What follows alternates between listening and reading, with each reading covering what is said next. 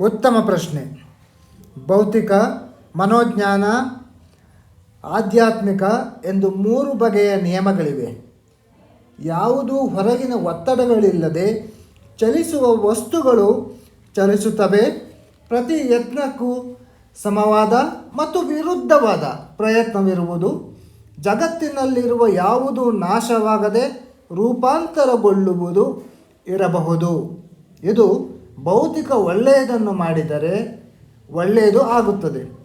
ಉದ್ದೇಶಪೂರ್ವಕವಾಗಿ ಯಾರನ್ನಾದರೂ ನೋಯಿಸಿದರೆ, ಯಾರಿಗಾದರೂ ತೊಂದರೆ ಕೊಟ್ಟರೆ ಅದು ನಮ್ಮನ್ನು ಕಾಡುತ್ತದೆ.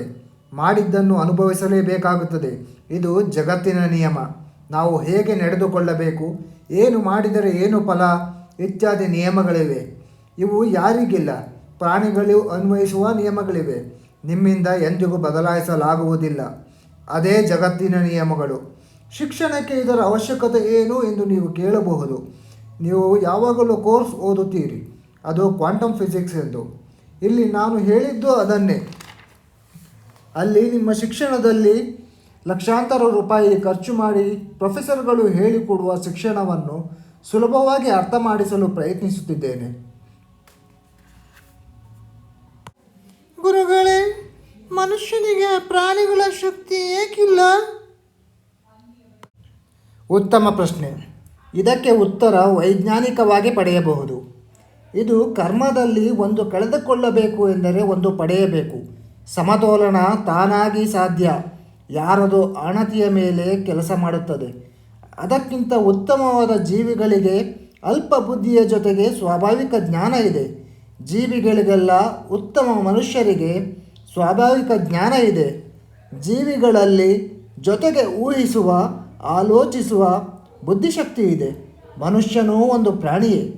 ಆದರೆ ಚಿಂತನೆಯೊಂದಿಗೆ ಮಗುವನ್ನು ಪ್ರಾಣಿಗಳಿಗಿಂತ ಹೆಚ್ಚು ಬುದ್ಧಿ ಉಪಯೋಗಿಸಿ ಕಾಪಾಡುವ ಶಕ್ತಿಯನ್ನು ಆ ಭಗವಂತ ಬೇರೆ ರೂಪದಲ್ಲಿ ಕೊಟ್ಟಿದ್ದಾನೆ.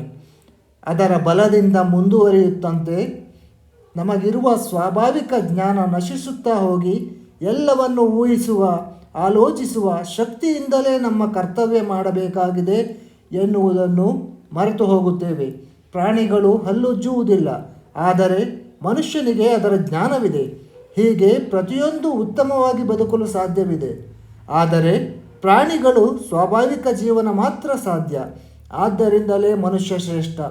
ಆದರೆ ಅವನು ಒಂದು ಪ್ರಾಣಿ. ಭಗವಂತನ ನಿಯಮ ಪಾಲಿಸಲೇಬೇಕು. ತನ್ನ ಸಮತೋಲನ ಕಾಪಾಡಲು ಪ್ರಕೃತಿ ಮುಖಾಂತರ ಸಮತೋಲಿಸಿಕೊಳ್ಳುತ್ತಾನೆ. ಒಂದು ಅಭಿವೃದ್ಧಿಯಾದರೆ ಮತ್ತೊಂದು ಕುಂಠಿತವಾಗಲೇಬೇಕು.